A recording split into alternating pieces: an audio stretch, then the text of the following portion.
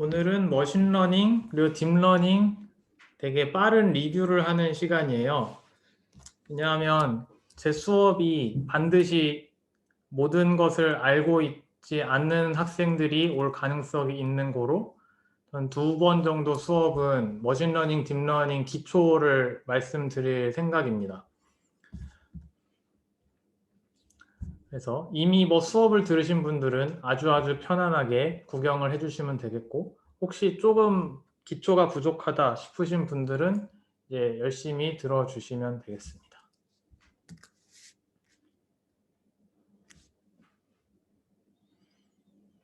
그리고 이제 실습 관련된 공지가 일단 오늘까지는 수강 변경 기간이기 때문에 안 올라가고, 내일 정도에 수강 이제 다 확정이 되면 실습 관련된 공지도 올라가고 조편성 관련된 공지도 올라가고 그렇게 해볼게요.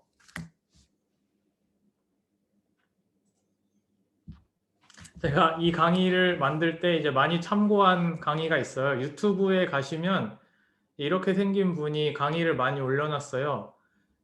Deep AI라고 검색하시면, 딥러닝 AI였나? 네, 그걸 검색하시면 이분이 한 강의 리스트가 쫙 나오고, 제가 그거를 그 강의 자료에도 올려놨죠. 공지사항에 올렸는지 자료실에 올렸는지 정확하지 않은데, ETL에 올려놨으니까요.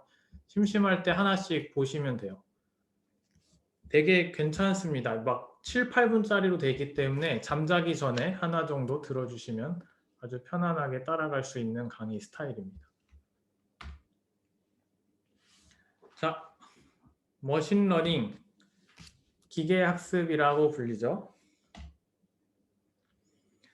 머신러닝은 무엇이냐면 막 우리가 어떤 하이프를 갖고 있긴 한데 막 아무거나 다 할 수 있는 어떤 기계가 사람처럼 행동하는 그런 게 머신러닝이라고 생각하실 수도 있는데 그건 아니고요.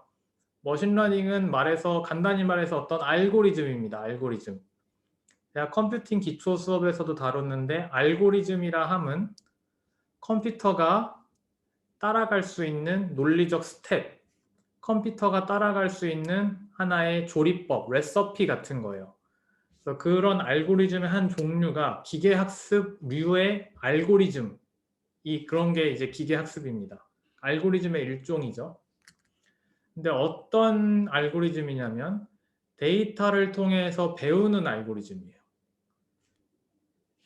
그래서 머신러닝 알고리즘하고 비교되는 일반 다른 알고리즘이 뭐냐면 룰 베이스드, 규칙 베이스드 알고리즘인데 데이터를 통해서 배우지 않고 어떤 데이터가 오든 간에 내가 정해놓은 규칙에 따라서 모든 데이터를 처리하는 그런 방식이 룰 베이스드고요.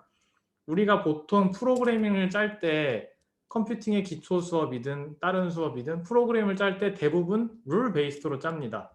내가 포문을 만들어서 포문이 어디서 어디까지 돌아가면은 그 안에서 뭘 처리한다. 이런 모든 규칙들, 프로그래머가 정해놓은 규칙에 따라서 수행하는 프로그램이 대부분을 차지했는데 이제 기계학습류의 알고리즘은 패러다임이 바뀌었죠. 프로그래머의 지식과 경험에 국한되잖아요. 만약 룰 베이스드로 움직이면. 그래서 프로그래머가 좀 더 똑똑하고 경험이 많으면 좀 더 좋은 룰을 여기다 심어 놓으면 컴퓨터가 그거를 또 무식하게 계속 따라가는 방식이 될 텐데 머신러닝류의 알고리즘은 컴퓨터가 데이터를 스스로 분석해서 배운 다음에 그걸 바탕으로 계속 어프로치를 수정하도록 유도합니다.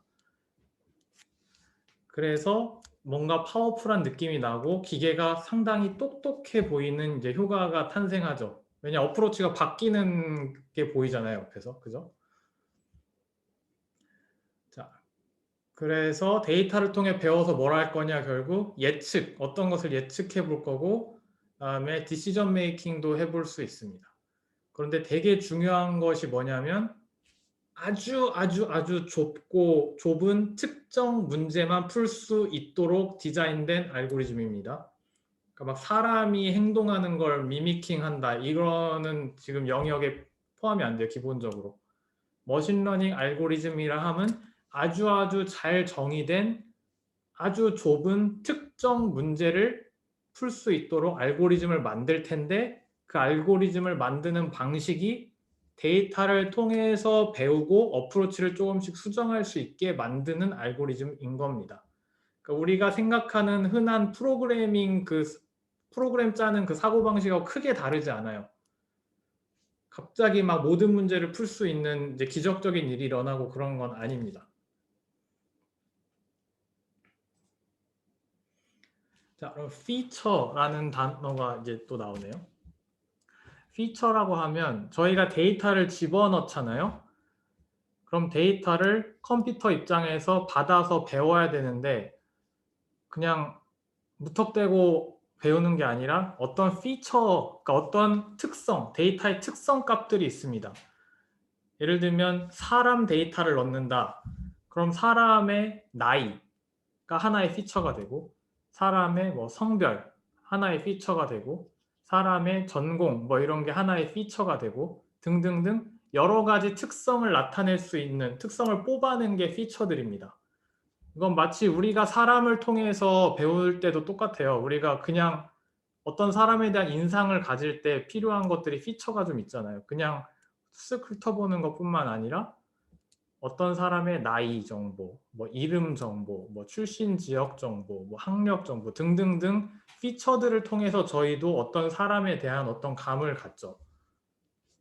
마찬가지로 컴퓨터도 그런 피처들이 필요합니다.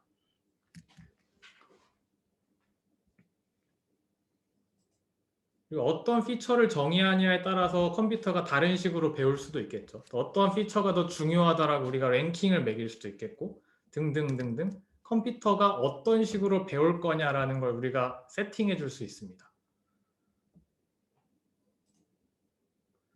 자, 레이저 포인터로 바꿔서. 자, 그럼 머신 러닝은 어떻게 하는 것이냐면 데이터를 통해서 배우는데 그 배운 결과로 어떤 모델이 만들어져요.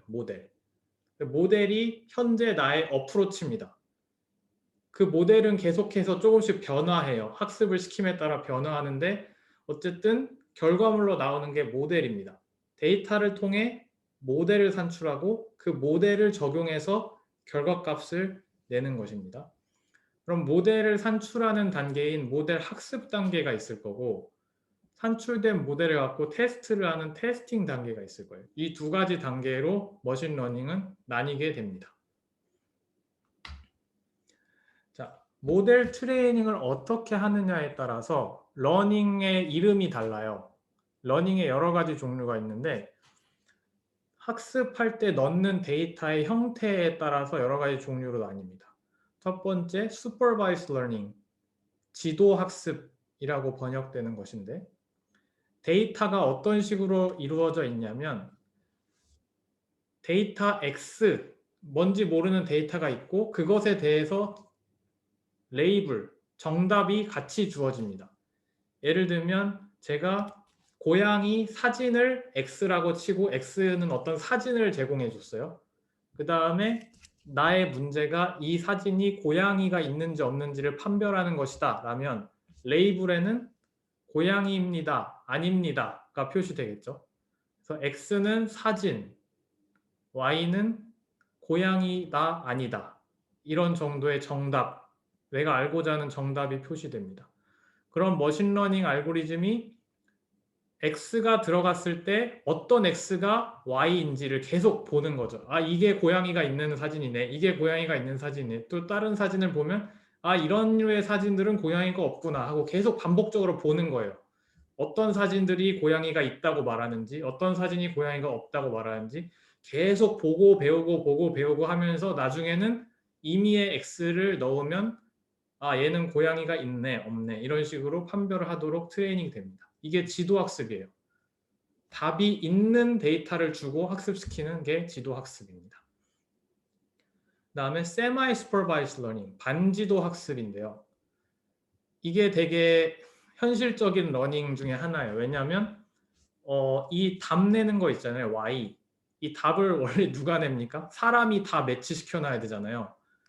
내가 기계학습에다가 알고리즘에 데이터를 넣고 싶으면 거기 한 뭐 20만 장 정도 데이터를 넣어보자 하면 이제 사람이 뭐 합니까? 20만 장의 사진을 보면서 고양이가 있다, 고양이가 없다, 고양이가 있다, 고양이가 없다. 이거 다 노동이에요. 노가다의 향연입니다. 데이터 사이언스의 어두운 단면 중에 하나예요. 이 답을 사람이 다 줘야 된단 말이죠. 그럼 그 노동 인건비도 상당히 많이 들 거라고 상상하실 수 있죠. 그래서 실제 데이터는 레이블을 매기는 게 너무너무 싫다. 그리고 어렵다라는 겁니다. 현실적인 거죠. 있으면 좋겠는데 없다는 거죠. 그래서 실제 상황에서는 답이 있는 데이터가 어느 정도 있고 그다음에 고양이가 있는지 없는지 표시는 안 된 그냥 엄청나게 많은 사진들이 있는 상황이에요. 이 상황에서 잘 배울 것. 대부분 답은 없지만 답이 있는 데이터를 최대한 잘 사용해서 잘 배워보자. 이런 게 반지도 학습, Semi-Supervised Learning이고요. Unsupervised Learning은 이거 진짜 현실적으로 이러이러한 제약사항 때문에 답 매기는 게 불가능하다. 현실적으로. 그럼 이제 답이 없는 거죠. 그럼 그냥 X만 놓고 뭔가 배워야 되는 상황이 됩니다. 그런 게 비지도 학습, Unsupervised Learning인데 대부분 어떤 식이냐면 X를 무지하게 많이 봐요. 무지하게 많이 본 다음에 비슷한 X들끼리 좀 묶습니다. 내가 보니까 얘네들은 좀 비슷한 것 같아 하고 묶고 또 비슷한 것끼리 묶고 하다 보면 자연스럽게 고양이가 있는 사진들이 한 그룹으로 묶이고 고양이가 없는 사진들이 또 한 그룹으로 묶이면 좋겠다. 이런 이제 직관을 가지고 트레이닝을 하죠. 당장은 답이 없지만 그룹별로 묶어놓고 보면 이제 뭔가 답을 줄 수도 있겠다. 그런 거죠. 그다음에 아주 고급 테크닉, 요즘 뜨려고 시작하는 기술, 자기 지도 학습입니다. Self-supervised learning. Unsupervised learning 세팅인데 기본적으로 기계가 somehow 레이블을 먹일 수 있습니다. somehow 레이블을 먹이고 답을 찾을 수 있습니다. 그래서 그걸 바탕으로 지도 학습을 합니다. 그게 self-supervised learning이라고 합니다.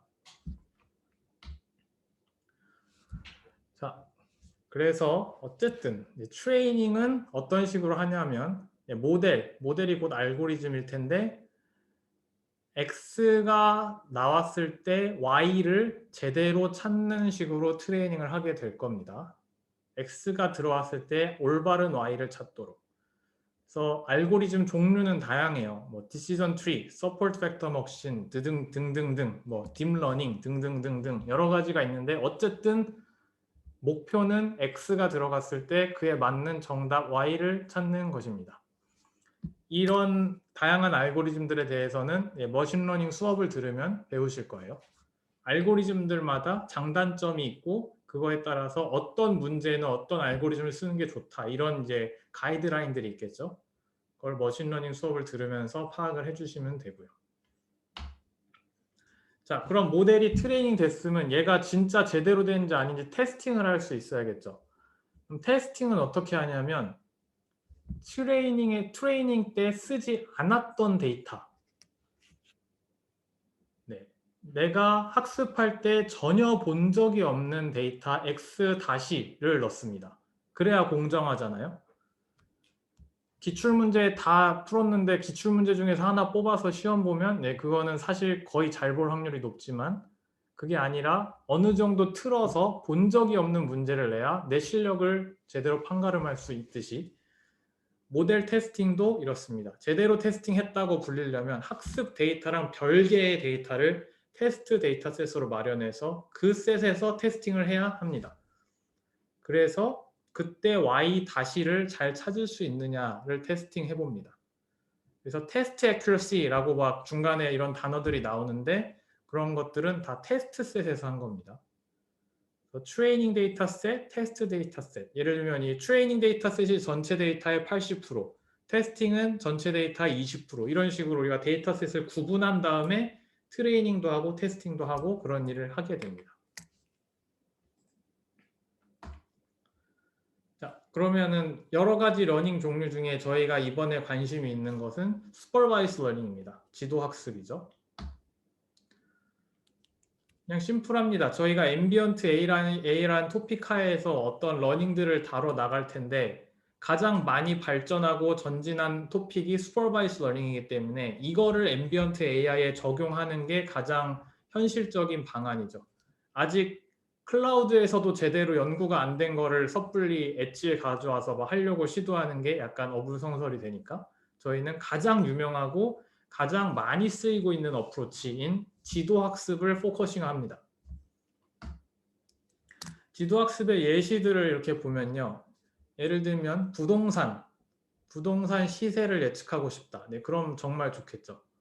네, 불가능하겠지만 어쨌든 이런 애플리케이션이 있다고 합시다. 그럼 데이터는 홈에 대한 여러 가지 피처가 될 거예요. 예를 들면은 이 집이 어느 위치, 어느 도시에 있느냐, 이 집이 뭐 몇 층짜리 집이냐, 이 집이 몇 년도에 지어졌느냐, 이 집의 전 세입자가 누구냐, 이 집이 크기가 얼마냐, 이 집에 방이 몇 개냐, 이 집의 뭐 단열재는 어떤 거 등등등 여러 가지 피처가 있고 그걸 바탕으로 해서 아웃풋 Y는 가격을 예측하도록 하는 것이죠. 이런 게 하나의 지도학습이 될 수 있죠. 왜 지도학습입니까? 현재 시세가 일단 있으니까 그걸로 트레이닝 할 수 있잖아요. 그리고 온라인 광고 추천, 광고가 있고 그 다음에 사용자 정보가 있죠. 사용자도 뭐 나이 정보 뭐 등등등 이런저런 데이터들이 있겠죠. 그러면은 이걸 가지고 아웃풋은 뭡니까? 이 광고를 클릭하면 1, 클릭 안 하면 빵.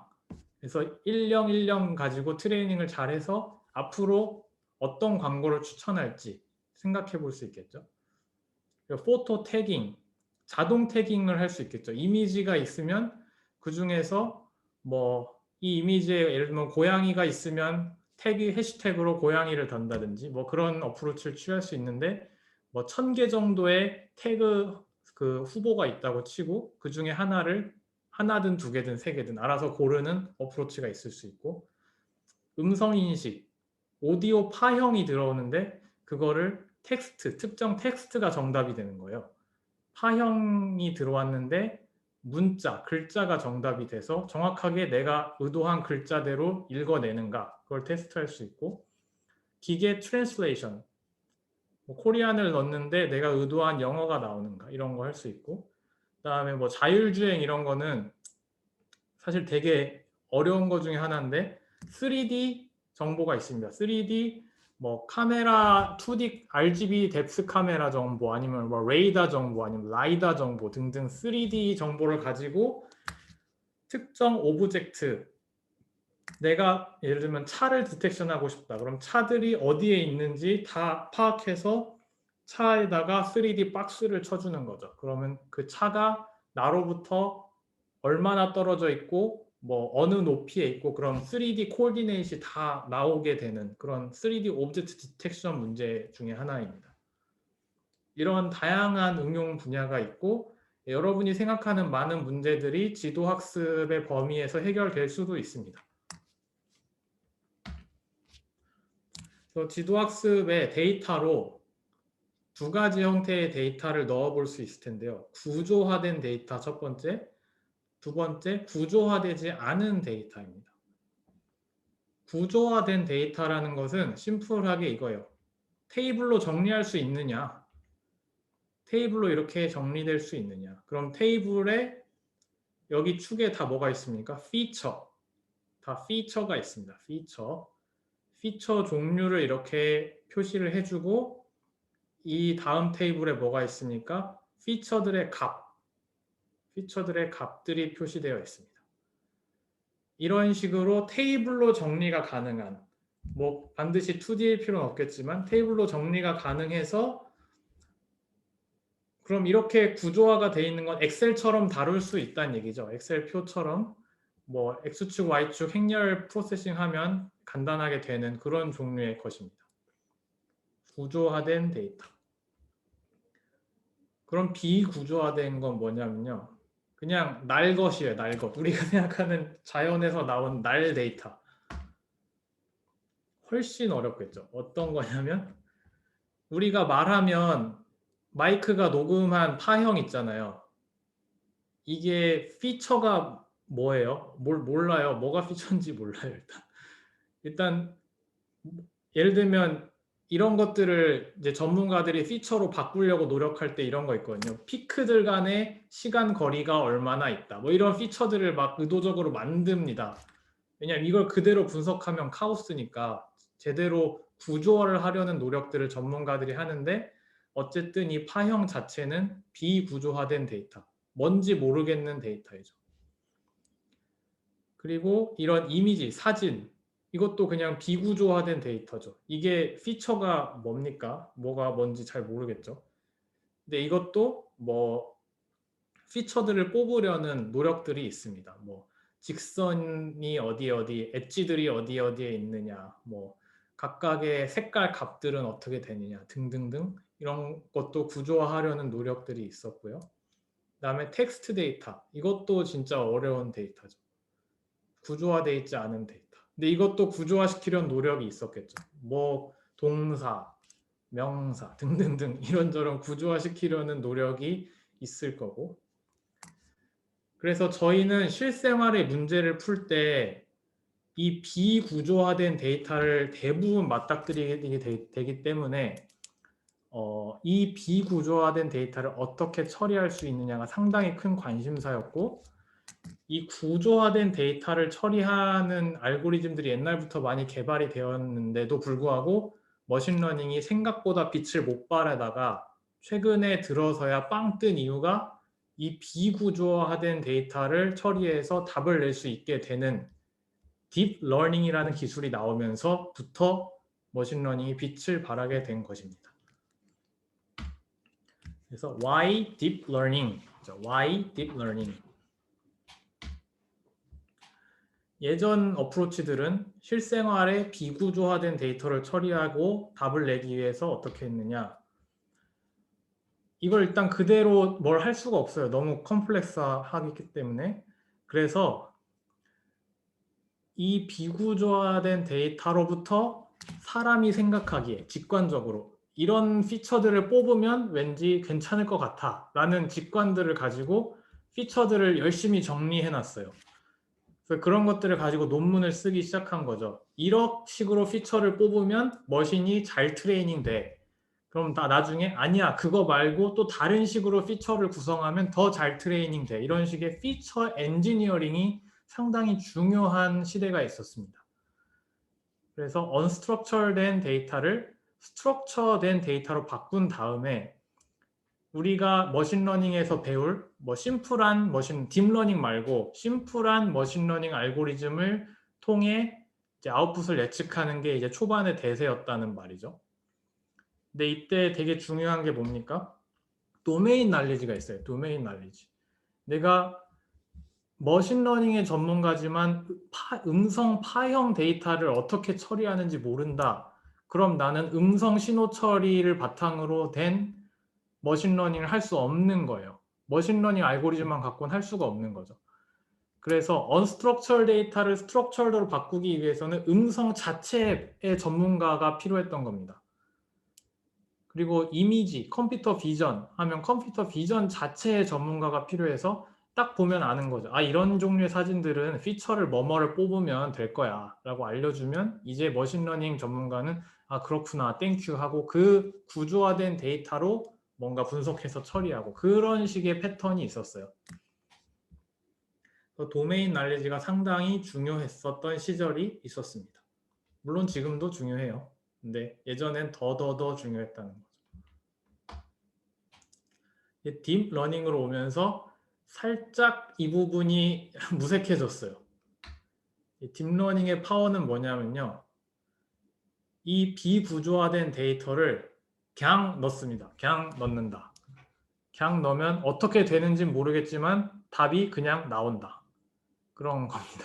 그래서 사람들이 너무나 깜짝 놀랐죠. 그냥 피처 엔지니어링 하던 사람들이 좀 김샜죠. 그동안 난 이 분야 전문가야 라고 자신하고 있었는데 갑자기 딥러닝으로 하니까 내가 평생을 고생해서 뽑았던 피처로 학습한 것보다 성능이 더 좋게 나온다. 되게 김 빠지죠. 그런 시대가 열린 겁니다. 딥러닝은 그런 것입니다. 그런데 말로만 들으면 좋은데 이렇게 되지 않았었어요. 처음에. 딥러닝이라는 이론적인 기술은 90년대에 이미 나왔어요. 그리고 여러 가지 알고리즘들이 있었는데 AI 윈터였습니다. 그때는 사실. 왜냐하면 이 딥러닝은 비구조화된 데이터를 바로 배워서 처리하는 만큼 엄청나게 많은 연산들이 필요해요. 그리고 이 딥러닝 알고리즘을 트레이닝 하려면 데이터가 일반 머신러닝 알고리즘 트레이닝 하는 것보다 훨씬 더 많이 필요합니다. 그렇기 때문에 실제 이 정도의 데이터를 제공할 수 없고 이 정도의 컴퓨팅 능력을 제공할 수 없는 시점에서는 딥러닝은 빛 좋은 개살구가 되었던 거죠. 이론적으로는 말이 되지만. 그래서 이런 그래프를 만들어 봤습니다. X축이 지도학습에 사용되는 답이 있는 데이터라 치고 Y축이 퍼포먼스라고 합시다. 그럼 일반 머신러닝 알고리즘, 딥러닝이 아닌 비교적 심플한 머신러닝 알고리즘은 데이터량에 따른 학습의 성능이 이런 식으로 나와요. 그래서 이 정도가 되면 세츄레이션이 일어나는 겁니다. 거의. 그러니까 데이터가 무지막지하게 많아봤자 딱히 쓸모가 없어요. 이 정도만 많으면 괜찮은 겁니다. 그런데 딥러닝으로 가면서 이게 NN이 뉴럴 네트워크라는 뜻입니다. 딥러닝으로 가면서 딥러닝 알고리즘 중에 그래도 조금 작은 스타일의 알고리즘을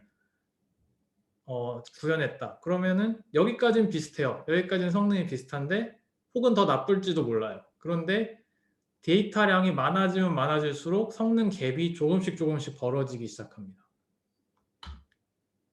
조금 더 큰 뉴럴 네트워크, 딥러닝 알고리즘을 만들었다. 그럼 또 여기선 여전히 비슷해요. 혹은 더 안 좋을지도 몰라요. 그런데 데이터가 쌓이면 쌓일수록 스몰 네트워크보다 더 많이 배웁니다. 그러면서 성능이 좋아져요. 더 큰 네트워크를 구성하면 또 데이터가 많으면 많을수록 성능이 이렇게 달라지는 게 됩니다. 근데 저희가 90년대 어느 시점이었습니까? 우린 여기에 살고 있었어요. 여기에 살고 있었는데 여기에서 뭐가 중요합니까? 손으로 뽑아낸 피처가 중요한 겁니다. 피처가. 어떤 피처를 뽑느냐에 따라서 알고리즘 성능이 좌지우지되지 내가 알고리즘을 뭐 딥러닝을 썼냐 일반 심플한 걸 썼냐에 따라서 딱히 성능 차이가 없는 시대가 이쪽 시대라는 거죠. 스몰 데이터 갖고 했을 때. 그런데 2000년대 후반부터 점점 데이터가 쌓이면서 빅데이터 시대가 됐습니다. 그럼 우린 이제 여기에서 살고 있는 거예요. 현재는. 여기서는 알고리즘이 더 중요합니다. 내가 어떤 알고리즘을 만들었냐에 따라서 빅데이터를 제대로 써먹을 수도 있고 아니면 못 써먹을 수도 있어서 알고리즘에 따라서 성능 차이가 상당히 많이 나게 되죠. 그래서 이 시점이 됐기 때문에 비로소 딥러닝이 의미가 있는 시대가 되었습니다.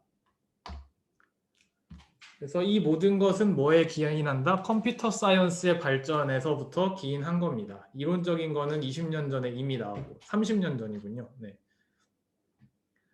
그래서 딥러닝 알고리즘은 스토리지가 매우 많이 필요하고 컴퓨터 연산량도 매우 많이 필요한데 이 둘 다 현재는 가능해요.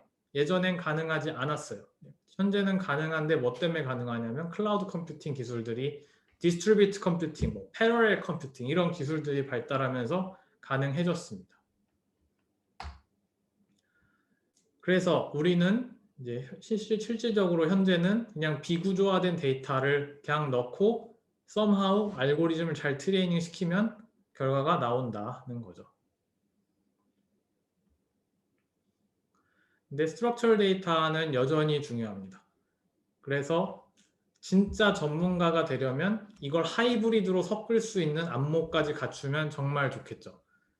그래서 막 때려 넣는 게 아니라 어떤 부분에서는 구조화된 데이터로 바꿔가지고 피처로 간단하게 트레이닝하고 어떤 부분에서는 알고리즘을 막 헤비하게 늘려서 트레이닝하고 이런 것들을 적재적소에서 섞으면 그런 게 이제 앰비언트 AI 컨셉에서는 더 중요할 수가 있죠. 왜냐하면 클라우드에서도 알고리즘이 돌아가지만 스마트폰에서도 돌아가잖아요. 그러면은 어디에서 돌아가는 알고리즘이냐에 따라서 약간 철학을 달리해서 디자인하고 또 서로를 합쳐가지고 시너지를 내고 뭐 이런 얘기들을 해볼 수 있겠죠.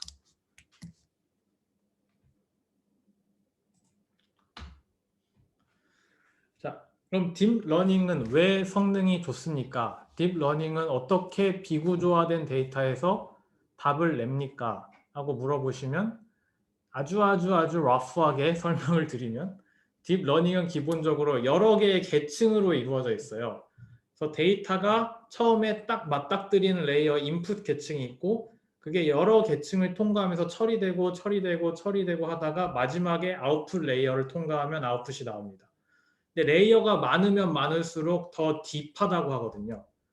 그래서 딥 뉴럴 네트워크는 왜 복잡한 데이터로부터 바로 답을 낼 수 있느냐? 대략 이런 거죠. 초반 인풋을 받고 나서 초반에 있는 레이어들은 비교적 간단한 걸 하게 될 겁니다. 예를 들면 우리가 음성을 처리해서 텍스트로 바꾸겠다. 뭐 아니면은 어떤 의미를 파악하겠다. 음성으로부터 의미까지 파악하겠다 하면 초반의 레이어는 오디오 피처들을 막 뽑는 역할들을 아마도 하게 될 거예요. 뭐 어디가 피크가 있다.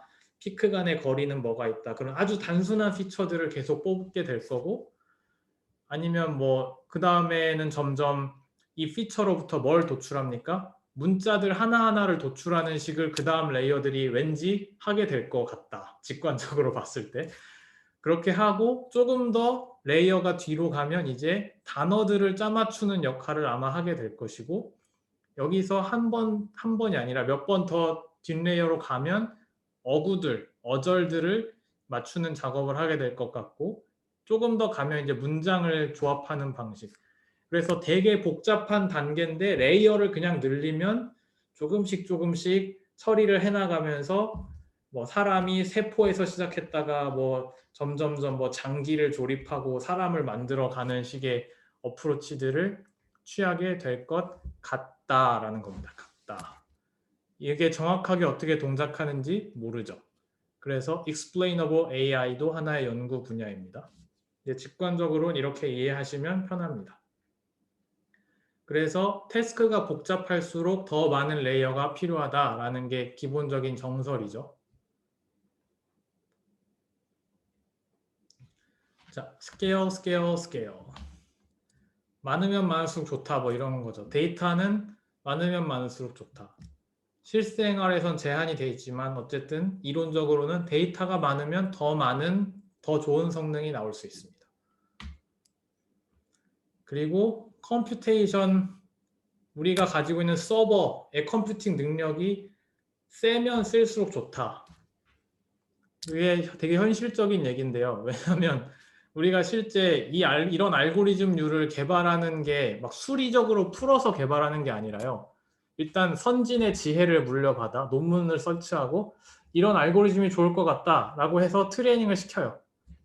아이디어를 받은 다음에 코드를 짜고 실험을 해서 아 이게 아닌가벼? 그러면 또 아이디어를 바꾸고 또 코드를 짜고 또 실험을 해서 또 이게 아닌가요? 계속 이걸 돌아가는 거예요. 이걸 계속 돌리다 보면 결국 어디에서 바틀렉이 생깁니까? 러닝 익스페리먼트를 하는 데서 실제 시간이 많이 소모돼요.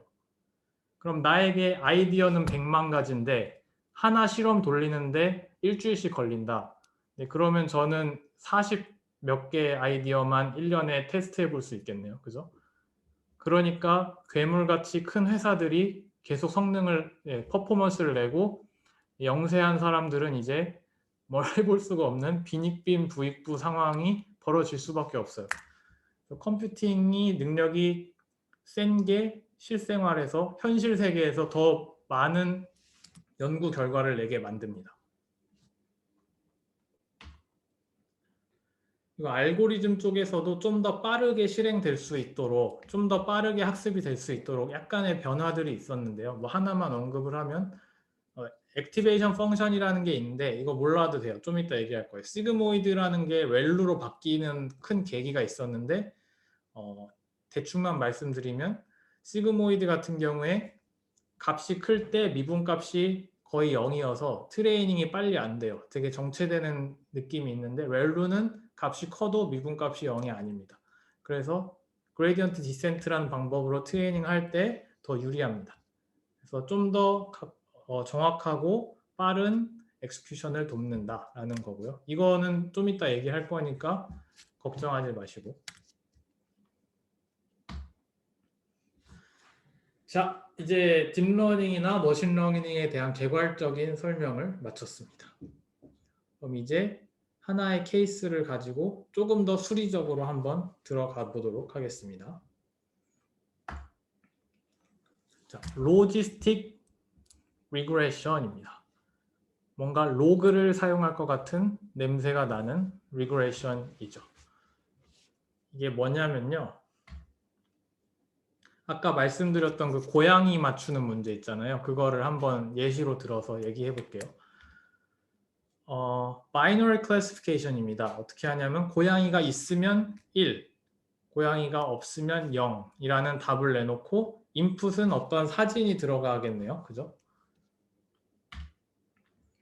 그런 인풋은 대충 봤을 땐 사진이지만 컴퓨터로 했을 때는 RGB 값이 다 색깔 값이 있어요. 픽셀 값이. 그래서 이런 3차원 벡터가 됩니다. 실질적으로는. 빨간색 값에 각각의 세기가 얼마나 있는지 여기 값들이 다 들어가 있을 거고요. 그 다음에 그린, 그린 쪽에도 세기가 다 들어가 있을 거고 맨 뒤에 블루에도 색깔이 다 들어가 있고 이거를 다 합치면 RGB의 색깔들이 합쳐져서 이제 저희가 실제 보는 어떤 다채로운 색깔들이 나오는 거죠. 그래서 컴퓨터는 인풋으로 받으면 예를 들면 레졸루션, 해상도가 64 곱하기 64짜리 이미지다. 그러면 이 2차원으로는 64, 여기도 64, 이 정사각형이 64 곱하기 64고 그 다음에 RGB 합쳐서 3차원. 그러면 이거를 일렬로 쫙 늘여 세우면 몇 개입니까? 64 곱하기 64 곱하기 3, 12288개의 원소를 가지는 엘리먼트를 가지는 그냥 1차원 벡터입니다. 쭉 이게 세로로 느려지는 거예요. 1 곱하기 그러니까 12288 곱하기 1인 벡터 하나가 인풋으로 들어옵니다. 그런 상황이에요. 그럼 x라는 인풋이 들어온 다음에 그 x를 처리하는 어떤 중간 과정이 있을 텐데 그 처리할 때 사용되는 weight라는 게 있습니다. weight, w고요. 이 w는 역시 같은 사이즈 n을 가집니다. 왜냐하면 x에 있는 여러 가지 하나하나의 값을 다 매칭시켜서 곱하고 막 프로세싱을 하려면 그 정도의 디멘전이 필요한 거죠. 그 다음에 bias라는 게 있는데 이건 싱글 넘버거든요. 그래서 어떤 식으로 표현되냐면 이렇게 표현이 됩니다. 일단 이 안의 것을 볼게요. 이 안의 것을 보면 이 w에다 t를 붙이면 트랜스포즈라고 해서 원래 이렇게 세로로 된 거를 가로로 틉니다. 그래서 가로로 12288개의 엘리먼트가 있는 1차원 벡터가 나오고 x는 뭡니까? 세로로 돼 있죠. 그럼 이게 행렬곱 해보셨습니까? 네, 고등학교 때 배웠죠. 각 엘리먼트끼리 곱한 다음에 더하죠. 더하면 최종 결과물은 숫자 하나 나오는 거 이해 가십니까? 가로 벡터랑 세로 벡터를 곱하면 하나씩 곱해서 더해서 숫자 하나 나오죠. 그래서 이 결과 w 곱하기 x는 숫자 하나 나옵니다. 그리고 b는 아까 말씀드렸듯이 숫자 하나예요. 그래서 x라는 거를 이런 식으로 좀 뭔가 뒤틀어 가지고 z라는 결과 값을 냅니다. 그 다음에 이 z에다가 시그모이드라는 함수인데요. 이건 시그모이드 함수인데 이렇게 생겨먹은 함수를 통과시킵니다. 이거를 이제 간단하게만 말씀을 드리면 자세한 건 이해할 필요가 없지만 왜 이런 함수를 쓰냐면 확률 형태로 나타내고 싶어서 그래요. 확률 형태가 되려면 최소값이 0이고 최대값이 1인 그 사이로 뭔가 매핑이 돼야 확률 느낌을 낼 수가 있는데 이 시그모이드 함수는 뭡니까? z가 빵이면 어떻게 될까요? z가 커지면 커질수록 일단 얘가 이 텀이 빵으로 가겠네요. 그죠? 그럼 z가 커지면 커질수록 이 시그모이드 z는 어떻게 됩니까? 1에 수렴하게 되겠네요. 그죠? 근데 z가 작아지면 작아질수록 어떤 일이 일어날 거냐면 이 텀이 점점점 무한대로 커지게 될 것 같습니다. 맞죠? 여기가 무한대가 되면 전체 시그모이드 값은 빵이 되겠네요. 그쵸? 그리고 얘는 기본적으로 마이너스가 아닙니다. 그래서 얘는 어쨌든 양수거든요. 이 전체 텀은. 그래서 0과 1 사이로 매핑이 됩니다. z가 어떤 값이 나오든 간에, 그러니까 어떤 x를 넣고 어떤 w랑 b를 통과시키던 간에 어떤 z가 나오든 시그모이드를 통과시키면 0과 1 사이의 값이 나와서 확률의 느낌을 줄 수가 있어요. 그렇게 되면 이제 이거를 확률이라고 퉁 칩시다. 이걸 확률이라고 쳐요. 그러면 이제 확률 값으로 할 수 있는 거죠. x라는 게 들어왔을 때 y가 1일 확률을 y 햇 정답으로 내는 겁니다. 그래서 지금 y 햇이 시그모이드를 통과시켰으니까 y 햇이 확률이 되는 거예요. 그래서 엄밀히 말하면 고양이일 확률. 그래서 보통 우리가 통과시켰을 때 1 아니면 0이 나오는 게 아니라 뭐 0.9 뭐 이런 식으로 나와요. 그러면 그게 고양이가 있을 확률을 나타낸다는 거죠. 0.1 이러면 고양이가 거의 없을 것 같아요 라고 확률적인 답변을 내놓습니다. 이런 게 로지스틱 리그레션이고, 여기서 시그모이드를 빼잖아요. 이 Z 자체 있잖아요. 이거가만 있으면 리니어 리그레션이라고 합니다. 선형 리그레션인데 왜 이런 걸 쓰지 않느냐, 이런 종류의 문제에서 라고 물어보시면, 시그모이드를 통과시키지 않았기 때문에 이 값에 대중이 없어요. 이 값이 만이 나올 수도 있고 2만이 나올 수도 있고 마이너스 뭐 10만이 나올 수도 있고 너무 다양한데, 만약 이걸 통과시킨 값이 만입니다. 그러면은 so what? 이게 뭘 의미하는지 전혀 감이 안 와요. 그죠? 근데 0과 1 사이로 매핑이 돼 있으면 어느 정도 확률이겠거니 하는 느낌을 가질 수가 있거든요.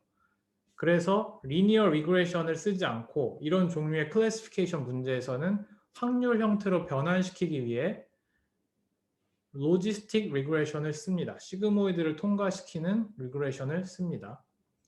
근데 뭐 리니어 리그레션을 쓰는 종류의 문제들도 있을 거예요. 예를 들면 지금은 확률을 나타냈지만 예를 들면 부동산 가격이 0과 1 사이는 아닐 거잖아요. 그래서 내가 생각하기에는 뭐 가격이 7억 원이야 뭐 이런 식으로 내주겠죠. 그거는 숫자 자체에도 의미가 있죠. 그래서 문제 종류에 따라서 어떤 형태의 리그레이션을 쓸지는 정할 수 있는데, 어쨌든 저희가 포커스 맞추는 이런 클래시피케이션 형태의 문제에는 확률을 나타내기 위해서 로지스틱 리그레이션을 씁니다. 그래서 이걸 비주얼라이제이션 하면 이런 식으로 되는 거예요. 지금 n이 12288이죠. 그래서 픽셀 값들을 하나하나 다 쭉 세로 벡터로 넣어주고 각각마다 W 하나씩 통과시켜 줍니다. W1 곱해서 더하고 W2 곱해서 더하고 WN 곱해서 더하고 이런 식으로 해서 여기서 다 더해지면 Z값이 나오는 거고, 이걸 실제 수식 형태로 보면 이런 식이겠죠.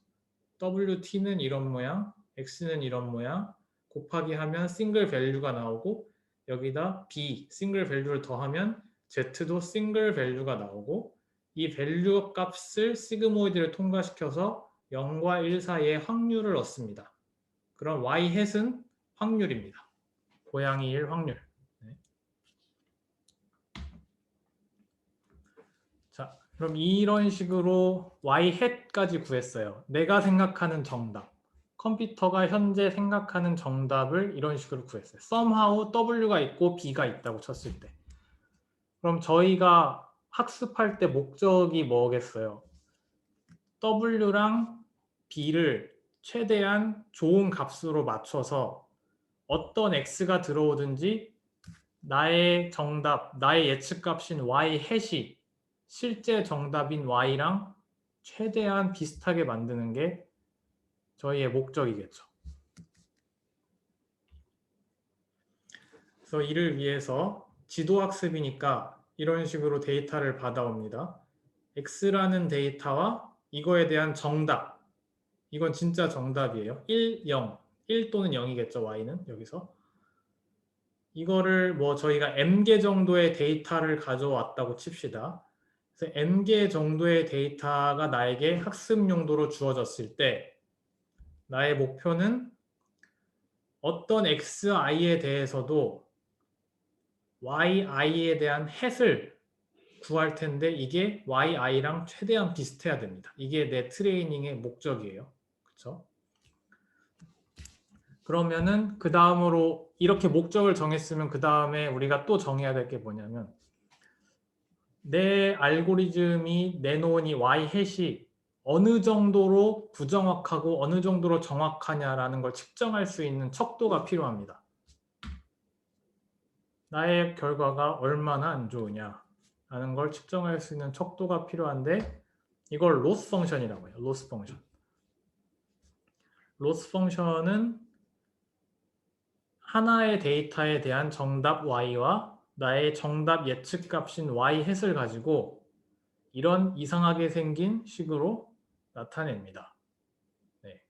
그냥 마음을 열고 받아들이세요. 크로스 엔트로피라고 하는 건데 머신러닝 수업에서 더 자세한 걸 배우시고 여기서는 아 이런 게 있구나 라고 마음을 열고 받아들이시면 됩니다.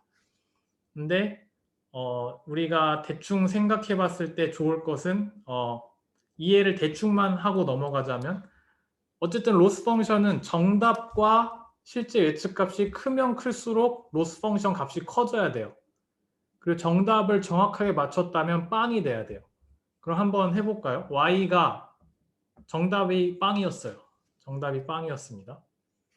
그럼 여기는 날아가고 그 다음에 여기는 1이 되겠네요.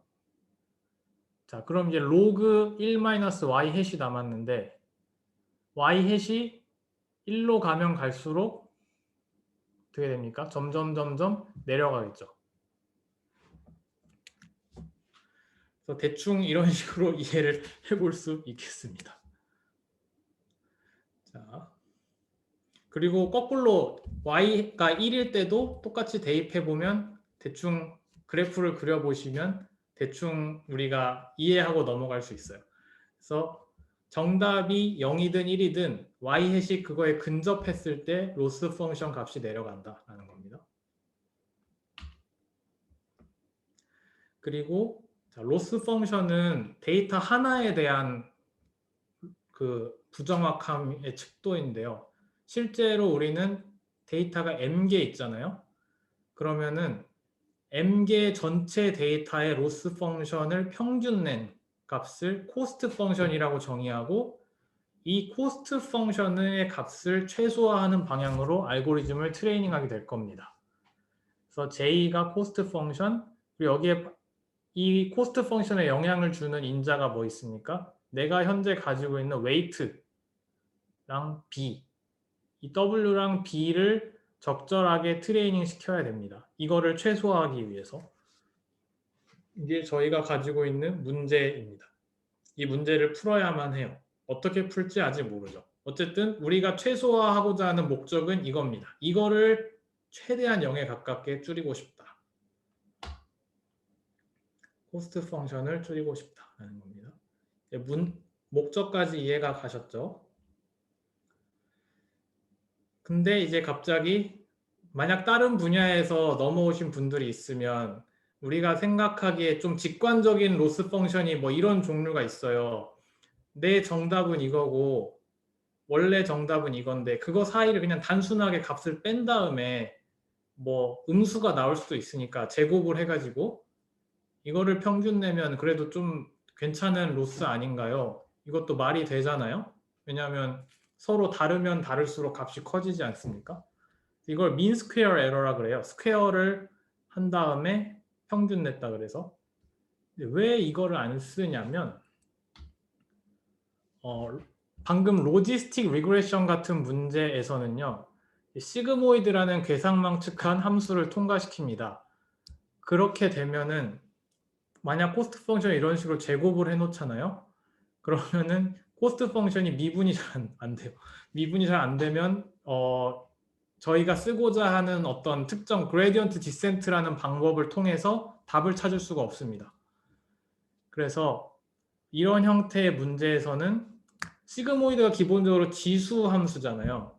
그럼 지수 함수를 통과시켰으면 다시 로그 함수를 통과시켜야 좀 다시 정상으로 돌아올 것 같지 않으세요? 대충 생각하기에.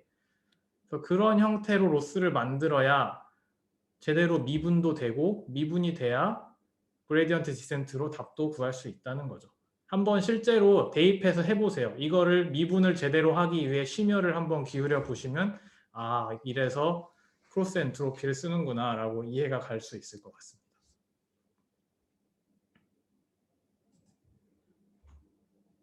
자, 그러면 이 문제를 풀어야겠죠. 어떤 식으로 풀 거냐. 우리가 보통 수학적으로 문제 풀 때 이런 식으로 풀잖아요. 막 어떻게 해서 유도한 다음에 짠! 답은 이거야. 뭐 이런 식으로 풀잖아요. 그게 불가능합니다. 여기선. 그렇게 내는 건 학습의 방식이 아니에요. 한 번에 답이 나오는 건 배울 필요가 없는 거잖아요. 근데 우리는 계속 데이터를 가지고 배우면서 이렇게도 해봤다가 저렇게도 해봤다가 계속 반복, 아이터레이티브한 식으로 학습을 하게 됩니다. 그래서 알고리즘이 점점 시행착오를 통해서 개선이 돼요. 그럼 현재 내 알고리즘이 이렇다. 그럼 그 알고리즘을 통과시켜서 코스트 펑션 값이 나왔다. 그럼 이번 턴에 내가 시도해볼 난 다음 턴에 웨이트를 어떻게 바꿔볼까 이런 기준이 있어야 되잖아요. 이렇게 바꾼다고 해서 꼭 최적이 되리란 보장은 없지만 그럼 또 그 다음에 다시 수정하면 되고 이번 턴에 난 어떻게 웨이트를 업데이트 할 것인가 그레디언트 디센트라는 방법이 있어요. 일단 가정은 코스트 펑션이 컨벡스라는 겁니다. 컨벡스라는 건 이런 형태예요. 컨벡스 펑션은요. 어떤 인자가 증가함에 따라서 이런 항아리 모양이 나옵니다. 항아리 모양. 그래서 코스트 펑션이 컨벡스라 하면 코스트 펑션이 이렇게 항아리 모양이니까 이 점을 찾도록 하면 되겠죠. 근데 저희 이런 항아리 모양에서 어떻게 정답 찾는지 우리 고등학교 때 해보지 않았나요? 뭐 x제곱이라는 함수도 이런 항아리처럼 생겼잖아요. x제곱에서 y가 최소가 되는 값은 x가 0일 때죠. 근데 그게 언제냐면 그 x제곱을 미분한 값이 0이 되는 시점입니다.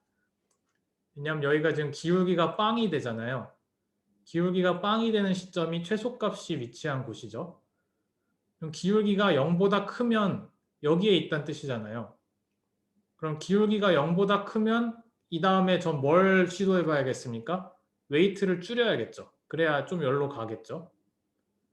근데 기울기가 0보다 작다. 그럼 여기에 있다는 뜻이고 그럼 난 웨이트를 좀 키워보는 식으로 접근해야겠죠. 이런 방식이 그레디언트 디센트예요. 현재 코스트 펑션의 미분값, 기울기를 구하고 그 기울기에 따라서 웨이트를 어떻게 업데이트할지 정하는 방식입니다. 그래서 이걸 계속 반복하는 겁니다. 계속 반복하는 거예요. 내가 현재 가지고 있는 웨이트 값이 웨이트 프리비어스라고 합시다. 그럼 이걸 가지고 여기 웨이트 다 프리비어스예요. 이걸 가지고 코스트 펑션을 미분한 다음에 그 미분 값에다가 어떤 스텝 사이즈 알파라는 러닝 레이트를 붙여서 이만큼 바꿔보자라는 겁니다. 그럼 이렇게 되면 현재 W 프리브가 있고 기울기가 0보다 크면 제가 여기 있다는 뜻이고 마이너스 하잖아요. 그러니까 지금 이 값이 양수니까 예를 들어 기울기가 1이라면 W 프리브에다가 알파를 빼는 식. 그러니까 여기서 왼쪽으로 알파만큼 후퇴하는 식으로 업데이트 하겠네요. 그죠? 그리고 만약 기울기가 0보다 크면 난 여기 있으니까 알파를 이만큼 더하는 식으로 가겠네요. 그래서 알파를 어떻게 정하느냐에 따라서 트레이닝 되는 양상도 좀 다를 것 같아요. 알파가 작으면 너무 작으면 이런 식으로 되겠죠. 여기서부터 요만큼 이렇게 조금씩 업데이트 되면서 되게 오랜 세월에 거쳐서 여기까지 가겠죠. 근데 알파가 너무 크면 어떻습니까? 여기서 기울기가 0보다 작네. 뛰어야지 하면서 여기까지 가요. 띠용. 그다음에 여기서 다시 이번엔 기울기가 0보다 크네. 다시 여기로 가야지. 띠용. 이렇게 계속 왔다 갔다 이런 일이 일어날 수 있어요. 알파가 너무 크면. 알파를 좀 적절하게 세팅하는 것도 많은 연구자들이 생각을 해왔겠죠. 논문도 꽤 많이 나왔어요.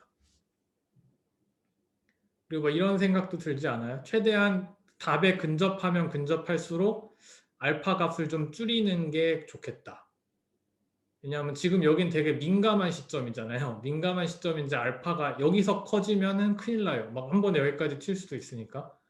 그래서 처음엔 알파가 커도 비교적 괜찮아요. 막 이렇게 뽕뽕 뛰다가 점점 알파가 작아지면서 값에 수렴하게 되는 방식이 보통 우리가 쓰는 방식이에요.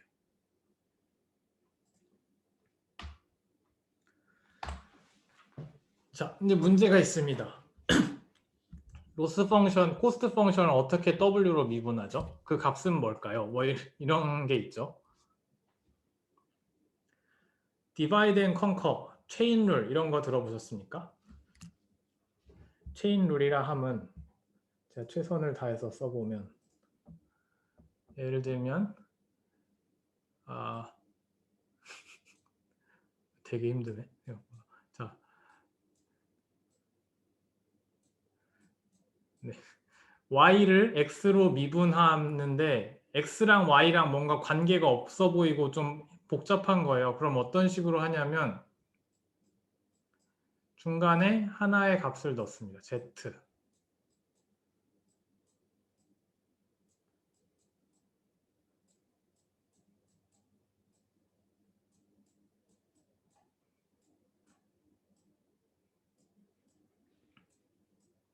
네, 알아볼 수 있죠? 네.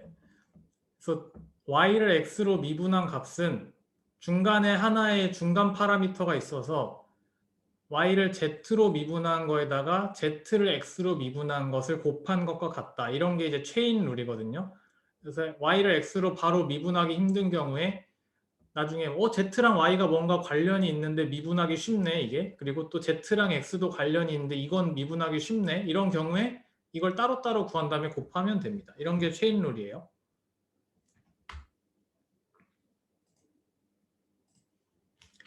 자, 그래서 우리에게 z가 주어졌어요. w, x, 그다음 b를 곱한 z. 그다음에 z에다가 시그모이드를 통과한 거. 원래 y 해시라 그랬는데 a로 바꿔볼게요. a라는 게 있습니다. 그래서 z까지는 리니어한 관계고 시그모이드로 완전 엉켜갖고 a가 탄생했고 실제 로스 펑션은 a와 y 사이의 값의 차이에 따른 로스 펑션이 있죠. 자, 그럼 이제 w가 엘리먼트가 n개가 있는데 그 중에서 첫 번째 엘리먼트 w1에 대해서 자, 이 로스 펑션 하나를 미분을 해봅시다. 지금 원래는 코스트 펑션을 미분해야 되는데 코스트 펑션은 원래 로스 펑션 m개를 더하면 되는 거니까 로스 펑션 m개 중에서 그냥 임의의 i번째 로스 펑션을 갖고 미분을 해봅시다. 해보세요. 5분 드릴게요. 체인룰이라는 걸 갖고 한번 해봅시다. 한번 시간을 드린 다음에 제가 설명을 드릴게요.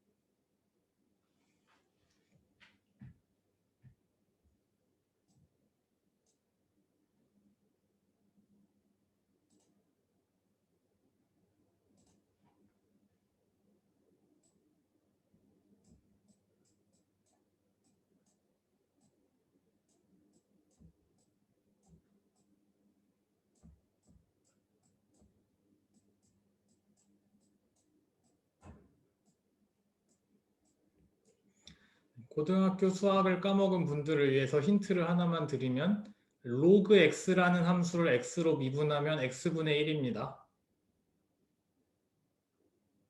이게 힌트예요.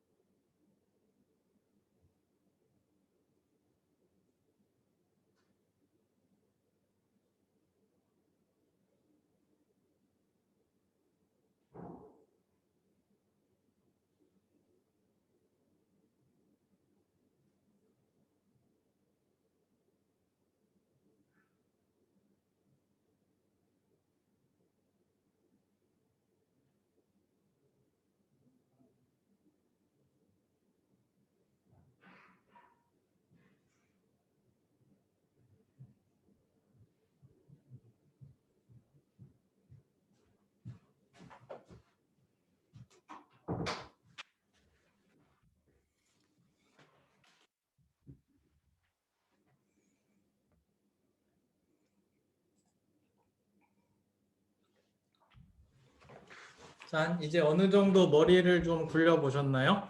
그 상황에서 다음 슬라이드를 볼게요, 이제.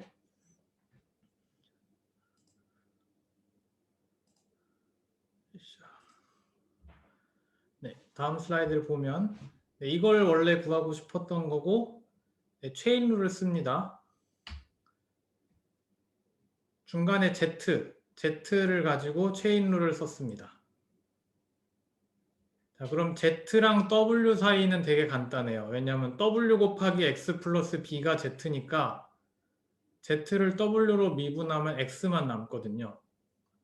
근데 X도 엘리먼트가 N개가 있어서 복잡한데 그 중에 W1에 곱해져 있는 건 X1밖에 없어요. 그죠? X2, X3는 다 W1하고 상관이 없으니까 다 날아가는 거고요.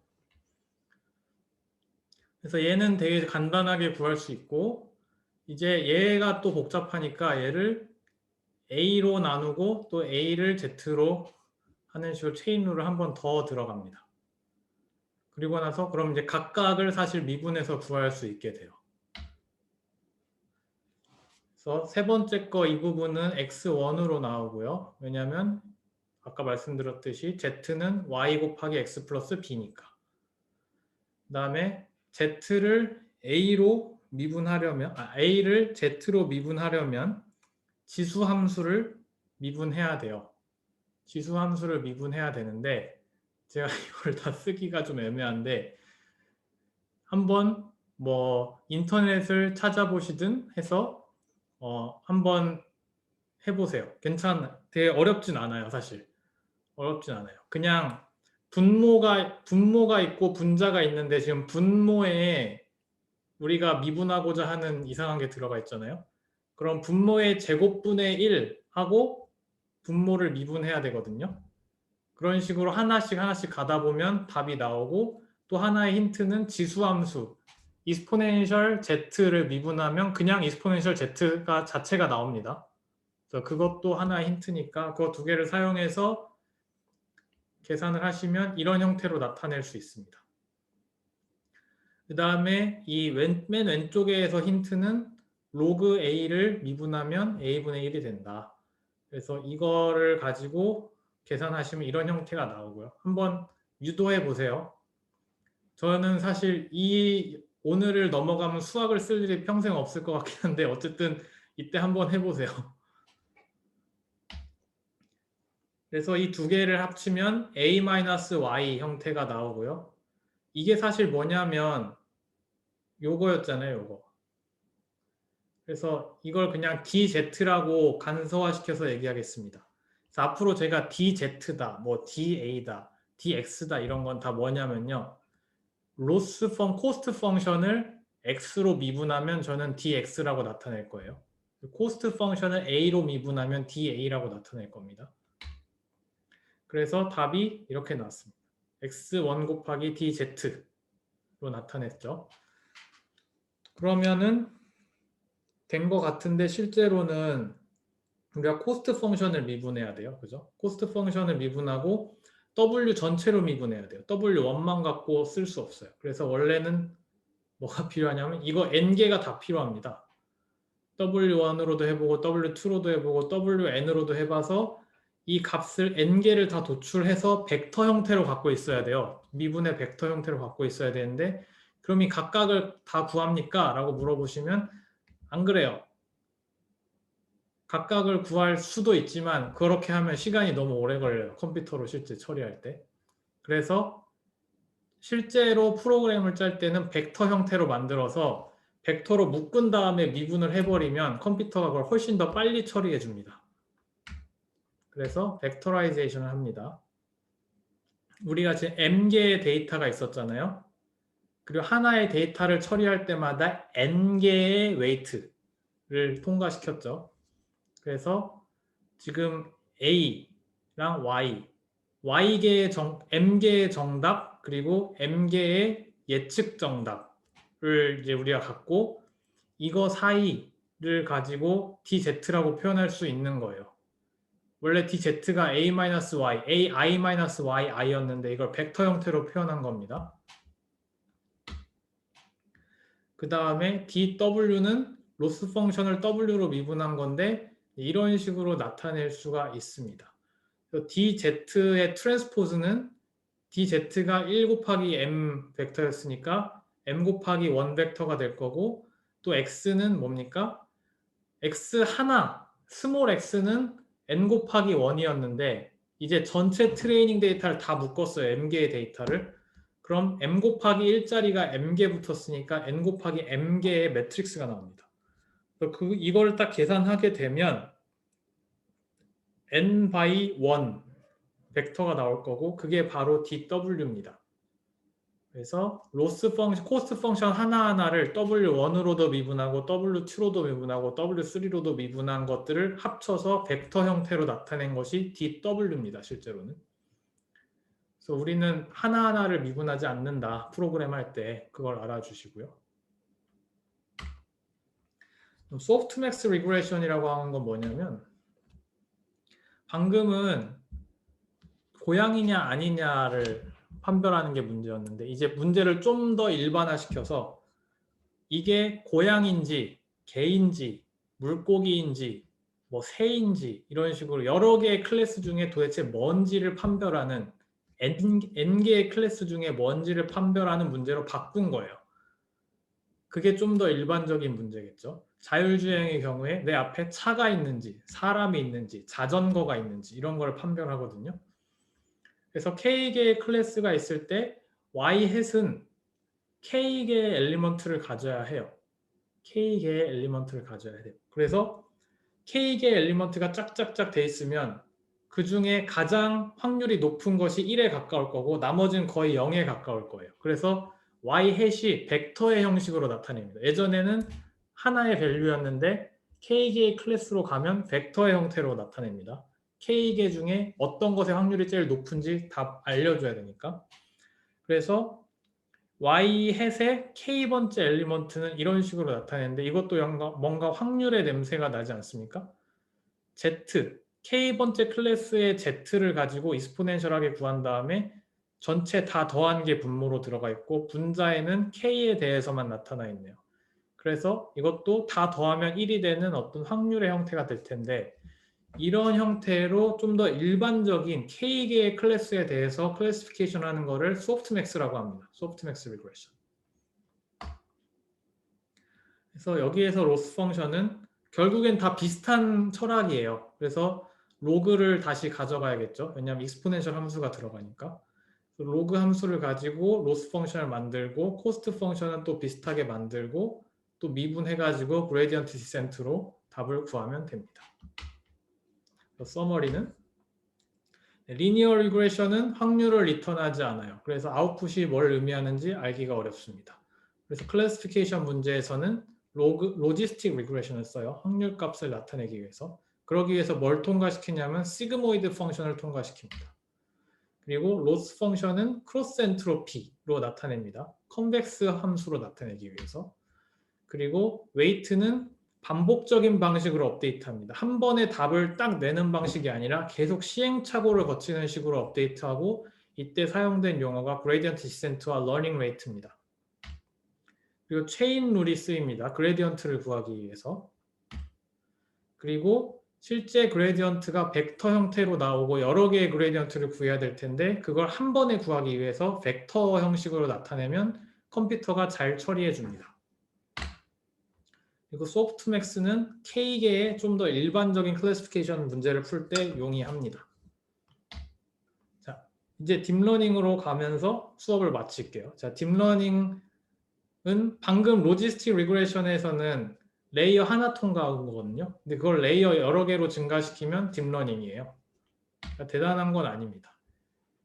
파라미터가 하나 더 늘어나요. 이제 레이어 몇 번째 레이어냐를 표시하는 L이라는 인덱스가 들어가고 이런 식으로 나옵니다. Z, L번째 레이어의 아웃풋은 Z고요. 그 Z는 그 전 레이어의 아웃풋 A에서 똑같은 L번째 레이어의 웨이트, L번째 레이어의 바이어스를 통과시켜서 Z가 나오고, 그 다음에 최종 L번째 레이어의 아웃풋은 또 AL인데, 이 Z를 뭐 시그모이드든 뭐 소프트맥스든 이런 걸 통과시켜서 뭔가 넌 리니어한 함수를 통과시켜서 나온 게 AL입니다. 그래서 G는 non-linear 함수입니다. 그래서 앞으로 전진할 때 forward propagation 할 때 인풋은 L-1번째 레이어의 아웃풋이고 그 다음에 아웃풋은 AL 그리고 중간에 들어가는 Z라는 게 있는데 이걸 저장해 놔야 돼요. 이걸 저장해 놔야 나중에 backpropagation, gradient descent를 체인 룰로 구할 때 Z를 저장하고 있어야 써먹을 수 있습니다. 그래서 이런 식으로 돼 있습니다. 아까는 요거밖에 안 보여드렸잖아요. 근데 그걸 좀 더 일반화시켜서 계속 뭐 0번째 레이어, 첫 번째 레이어 등등등 가다가 라지 L-1번째 레이어, 마지막 레이어, 그 다음에 아웃풋 이렇게 나오는 거죠. 그래서 첫 번째 레이어를 인풋 레이어라고 부르고 마지막 레이어를 아웃풋 레이어라고 부르고 중간에 있는 이것들을 다 히든 레이어라고 부르고 이게 바로 딥러닝의 기본적인 아키텍처입니다. 멀티레이어 퍼셉트론이라고 부르는데 그건 나중에 얘기하고요. 그래서 식은 다 같은 식이 동일하게 반복되는 것을 좀 봐주시면 좋겠어요. 각 레이어마다 동일한 형태의 식이 반복되고 있습니다. 이걸 계속 늘리면 그냥 잘 된다라는 겁니다. 현재는. 백프로퍼게이션은 이런 형태의 식이 있어요. 인풋으로 이제 거꾸로 가는 거예요. L번째 레이어의 아웃풋을 인풋으로 받아서 그걸 가지고 그게 미분된, 그러니까 AL이라는 걸로 최종 아웃풋 Y 햇을 코스트 펑션을 미분한 게 백프로퍼게이션의 인풋이 되는 거예요. 그 다음에 그걸 가지고 체인 룰로 막 거슬러 올라가서 아웃풋으로 뭘 구합니까? 그 전 레이어의 아웃풋인 A로 미분한 값을 구할 수 있게 됩니다. 그래서 이런 식의 체인 룰을 다루게 되거든요. 보면 이것도 그냥 어려운 건 아니거든요. 이게 코스트 펑션을 Z로 미분한 것은 뭐 코스트 펑션을 A로 미분한 다음에 A를 Z로 미분한 것을 곱하면 되겠죠. 그래서 이게 코스트 펑션을 A로 미분한 거고 A를 Z로 미분한 건 A가 G의 Z니까 그냥 G라는 함수로 미분하면 되겠죠. 이런 식으로 쭉 가는 겁니다. 아까는 DW가 DZ 곱하기 X 뭐 이런 식으로 나타냈는데 X가 인풋이 아니라 A의 L-1이 인풋인 상황이니까 이게 곱해진 거고요. 그래서 그냥 이런 것들을 쭉 거슬러 올라가다 보면 얘를 구할 수 있게 됩니다. 그럼 이제 아웃풋을 구한 거예요. 제대로. 그래서 이 형태대로 체인 룰을 써서 L번째 레이어, L-1번째 레이어를 계속 거슬러 올라가는 겁니다. 그래서 이걸 backpropagation이라고 합니다. 그래서 forward propagation은 x를 받아서 y 햇까지 가는 과정이고 그 다음에 backpropagation은 y 햇에서부터 코스트 펑션을 구한 다음에 거기서부터 거꾸로 거슬러 올라가는 것이 backpropagation이라고 합니다. 체인 룰이 핵심이고요. 그리고 액티베이션 펑션들이 있는데 이게 뭐냐면 제가 아까 썼던 미지의 g라는 함수 g라는 함수가 때로는 시그모이드가 되기도 하지만 반드시 그럴 필요는 없거든요. 그래서 다양한 종류의 액티베이션 펑션들이 있어요. 그것도 이제 사람들이 어떤 태스크에 따라서 뭘 쓰는 게 좋네 마네 이런 논문들이 나왔으리라 예상할 수 있습니다.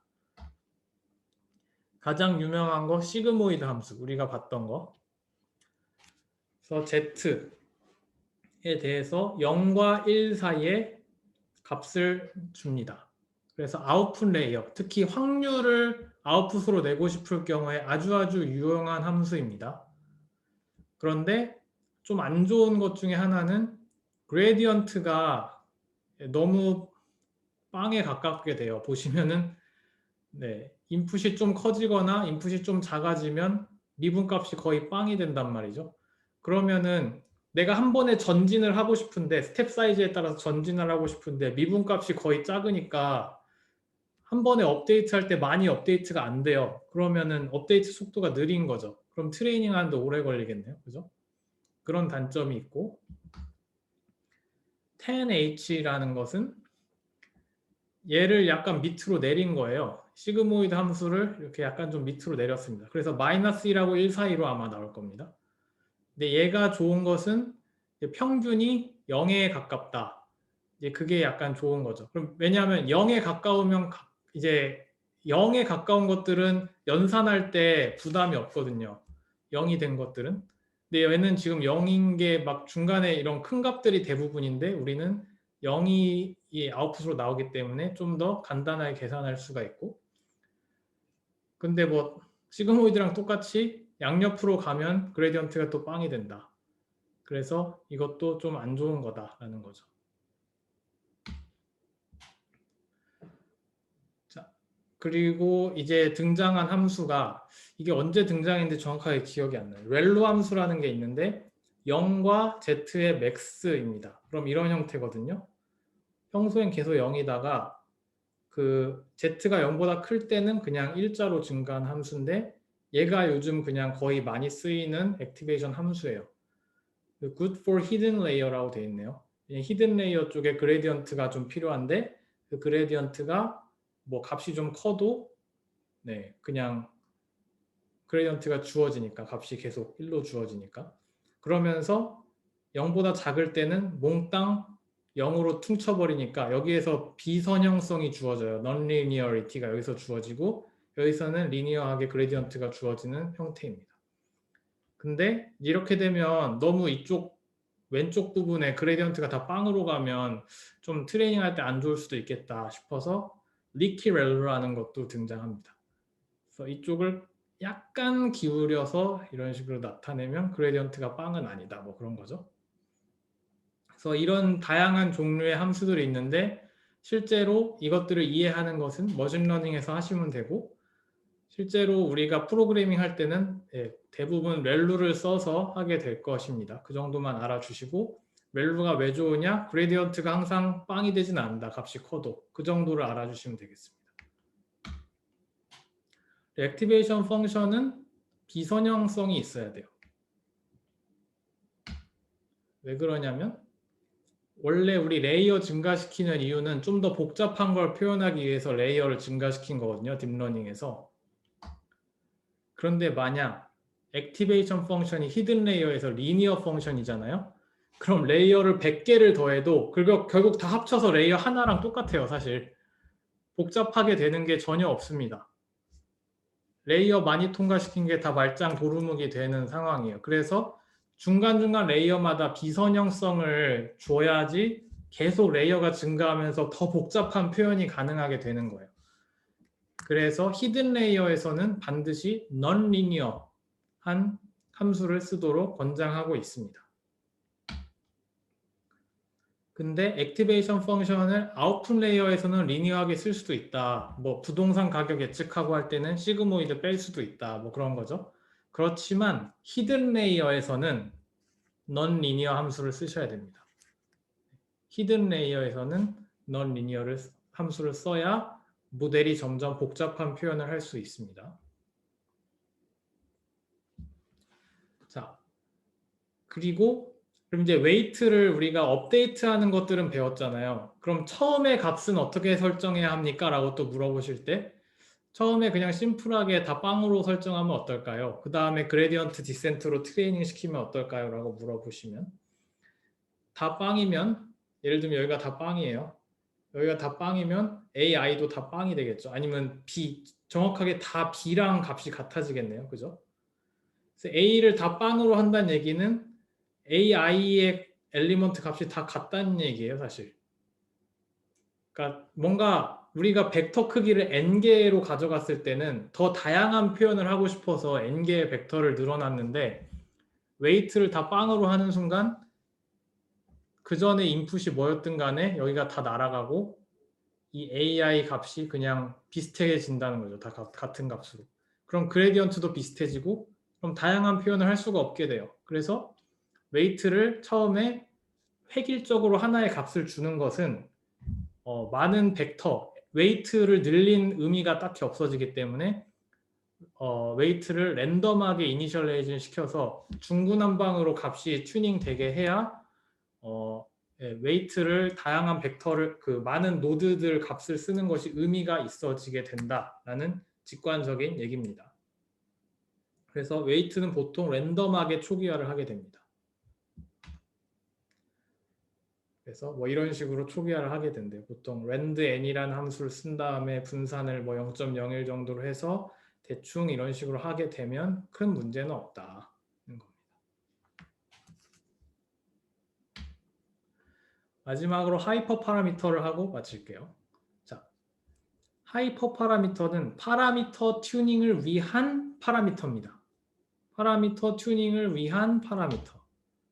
저희가 트레이닝 시켜야 될 파라미터는 W랑 B라는 거예요. 이걸 트레이닝 시켜야 되는데 이걸 트레이닝하는 과정에 영향을 주는 또 다른 파라미터들이 있는데 그런 것들을 하이퍼 파라미터라고 합니다. 예를 들면 러닝 레이트, 알파. 알파를 크게 하느냐 작게 하느냐 이런 문제가 있고 그리고 트레이닝을 몇 번 반복해서 시킬 거냐 그것도 그런 것도 하나의 파라미터가 될 수 있고 그리고 히든 레이어를 몇 개를 줄 거냐 라지 L을 몇으로 세팅할 거냐 그리고 히든 유닛 웨이트 벡터가 n개짜리 엘리먼트가 있었는데 그 n을 뭐 2개로 할 거냐 3개로 할 거냐 4개로 할 거냐 뭐 이런 것도 조절할 수 있겠죠. 액티베이션 펑션을 뭘로 쓸 거냐 이런 것들 하나하나가 다 디자인 초이스가 돼요. 근데 이거를 실험적으로 정하셔야 된다라는 게 이 분야의 좀 안 좋은 맹점이고 이거에 대한 시행착오를 최대한 줄이기 위해 논문을 많이 읽으시고 선진의 지혜를 물려받으셔야 하겠죠.